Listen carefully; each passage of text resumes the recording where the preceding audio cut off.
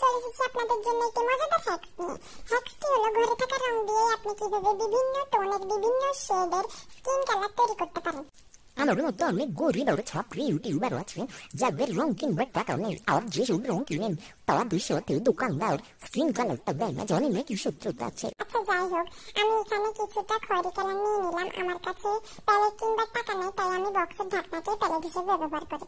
তারপরে কিছুটা সাদা কালার নিলাম, তারপরে দুটোটাকে মিক্স করে ফেললাম। মিক্স করার পর আরেকটু কিছুটা সাদা কালার দিলাম।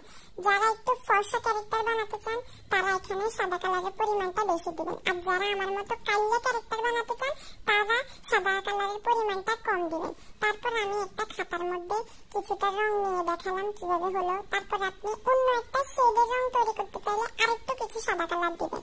দেওয়ার পরে কিছুটা মিক্স করার পরে আবার দেখবেন। অনেকেই এটাকে দেখে ফাউন্ডেশন মনে করতে পারেন, আমিও দেখার পরে এটাকে ফাউন্ডেশনে মনে করেছিলাম, ভাবছিলাম যে দেখি মুখে লাগানো যায় কিনা, পরে দেখি না এটা তো রঙে। হ্যাঁ যাই হোক, তারপরে খাতার মধ্যে দিবেন। আমার কাছে জল রঙের খাতা নেই, তাই আমি লেখার খাতাগুলোকে নোটবুক হিসেবে ব্যবহার করি। কি বলবো আর গরিবের কথা। আচ্ছা যাই হোক, এই গরিবকে লাইক এবং সাবস্ক্রাইব করে পাশে